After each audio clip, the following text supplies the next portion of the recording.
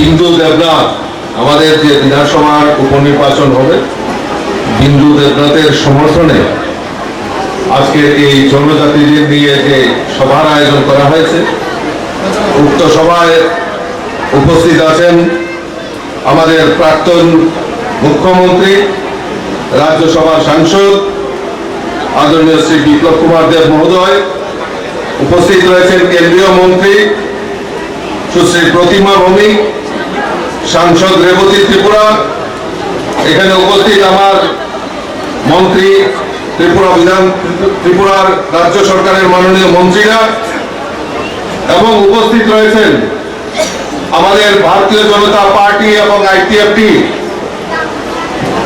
আমাদের আইটিএফটির নেতৃবৃন্দ এবং এই অত্র এলাকার যারা এখানে উপস্থিত হয়েছেন, আমি সকলকে আন্তরিক অভিনন্দন জানাচ্ছি, শুভেচ্ছা জানাচ্ছি। যত খুলুনকার নরক যত কাহাইতে তানবাই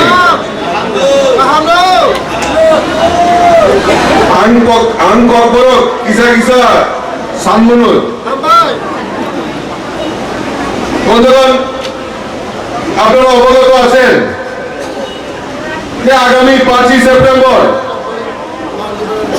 আপনাদের এই কেন্দ্রে, এই ধনপুরে বিধানসভার উপনির্বাচন সংগঠিত হবে।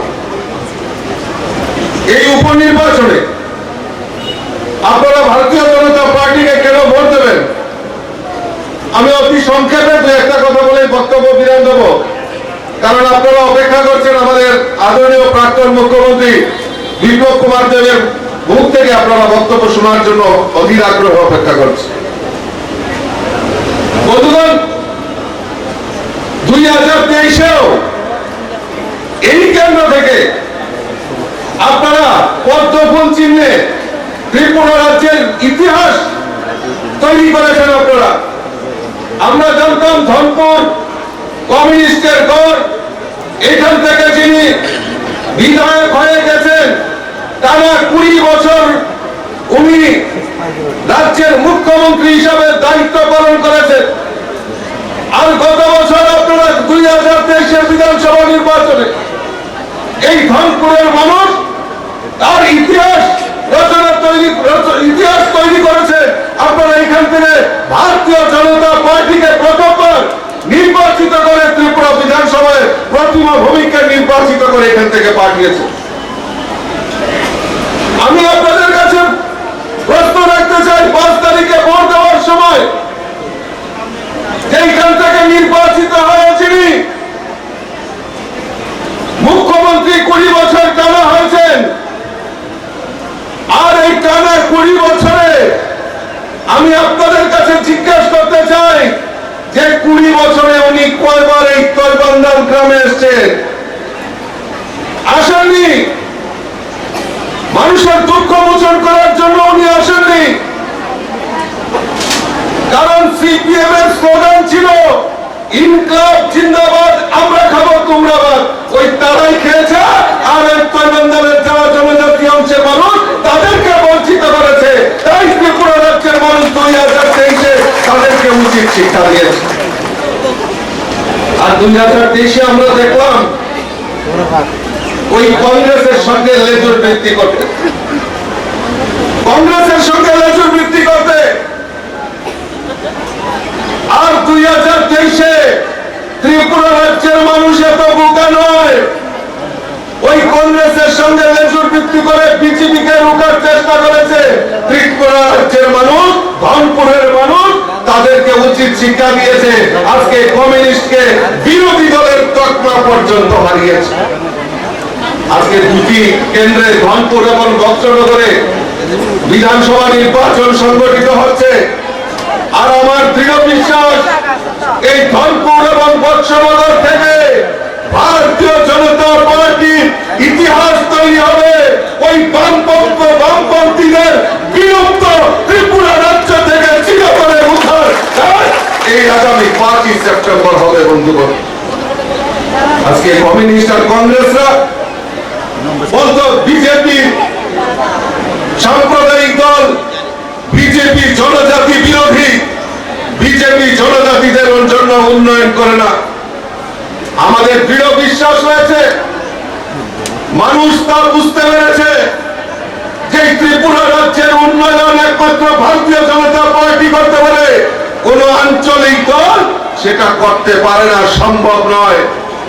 আমাদের ভারতীয় জনতা পার্টির নেতৃত্বে ডাবল ইঞ্জিনের সরকার, কেন্দ্রে নরেন্দ্র মোদীজি সরকার, রাজ্যে আমাদের ভারতীয় জনতা পার্টির সরকার, এই রাজ্যের জনজাতিদের উন্নয়নের জন্য আমাদের সরকার বদ্ধপরিকর। আর ভারতীয় জনতা পার্টি বিশ্বাস করে এই রাজ্যের জনজাতিদের উন্নয়নের মাধ্যমে এই রাজ্যের উন্নয়ন সম্ভব। তাই ভারতীয় জনতা পার্টি সরকার প্রতিষ্ঠার পর প্রথম যে পদক্ষেপ, সেই পদক্ষেপ জনজাতিদের বিকাশের জন্য কাজ করেছে।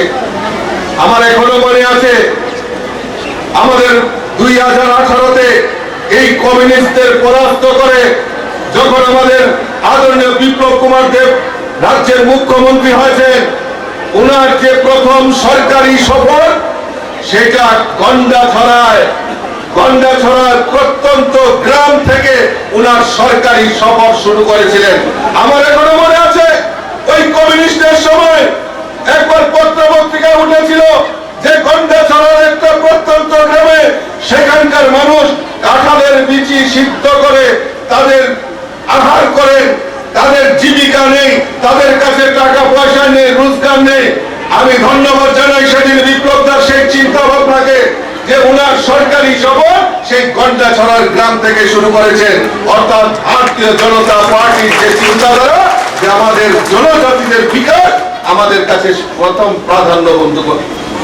তাই আমাদের সরকার রাজ্যের, আমাদের জানে এই ত্রিপুরা রাজ্যের আধুনিক রূপকার মহারাজা বীর বিক্রম কিশোর মানিক্য, উনার নামে আমাদের আগরতলা বিমানবন্দর সেটাকে মহারাজার নামে সেটা উৎসর্গ করা হয়েছে। আজকে মহারাজার জন্মদিন 19 আগস্ট, সেই 19 আগস্টকে সরকারি ছুটি ঘোষণা আমাদের ভারতীয় জনতা পার্টি সরকার করেছে। আমরা ধর্মপ্রাণ মানুষ, আমরা এই যে জনজাতিদের গড়িয়া পূজা, সেই গড়িয়া পূজার সরকারি ছুটি ছিল না। আজকে আমাদের ভারতীয় জনতা পার্টি সরকার 2 দিন সরকারি ছুটি ঘোষণা আমাদের ভারতীয় জনতা পার্টি সরকার করেছে। আজকে ভারতীয় জনতা পার্টি সরকার প্রতিষ্ঠার পর বিভিন্ন এলাকা থেকে আমাদের জনজাতি ছাত্রছাত্রীরা বিভিন্ন শহরে জেলাতে গিয়ে তারা হোস্টেলে পড়াশোনা করেন। আমি জিজ্ঞাসা করতে চাই আপনাদেরকে, 25 বছর সিপিএম এর রাজত্ব ছিল, তাদের স্টাইপেন্ড বৃদ্ধি করার চিন্তা ভাবনা করেনি। আমাদের সরকার প্রতিষ্ঠার পর আমাদের ওই জনজাতি ছাত্রছাত্রীরা যারা হোস্টেলে পড়াশোনা করেন তাদের জন্য 350 টাকা স্টাইপেন্ড বৃদ্ধির কাজ ভারতীয় জনতা পার্টি সরকার করেছে। বন্ধুগণ, আজকে জনজাতি ছাত্রছাত্রীরা যাতে পড়াশোনায় উচ্চ শিক্ষিত হতে পারে, তার জন্য আমাদের দেশের যশস্বী প্রধানমন্ত্রী আমাদের এই জনজাতি এলাকায় 18টি একলব্য বিদ্যালয় প্রতিস্থাপনের সিদ্ধান্ত আমাদের ভারতীয় জনতা পার্টি সরকার নিয়েছে। বন্ধুগণ, আমি যদি বলতে থাকি তাহলে অনেক সময় লেগে যাবে, আমার কাছে তথ্য রয়েছে। তার জন্য জনজাতিদের আন্দোলন করতে হয়নি। আমরা দেখেছি এই ত্রিপুরার স্বাধীনতার পর থেকে এই জনজাতিদের কোন সময় কংগ্রেস, কোন সময় কমিউনিস্টরা ভুলভাবে ব্যাখ্যা দিয়ে কোন সময় স্বাধীন ত্রিপুরা, কোন সময় আলাদা ত্রিপুরার, কেউ গ্রেটার ত্রিপুরাল্যান্ডের আন্দোলন করেছে। কিন্তু ভারতীয় জনতা পার্টি চায় প্রকৃতভাবে জনজাতিদের বিকাশ হোক, তার জন্য কোনো আন্দোলন করতে হয় না। তাদের জনজাতিদের বিকাশের জন্য আমাদের রাজ্য সরকার বিভিন্ন প্রকল্প নিয়ে তাদের জন্য কাজ করছে। বন্ধুগণ, আজকে তারা গরিবের সরকার স্লোগান দিয়ে 25টা বছর রাজত্ব করেছে।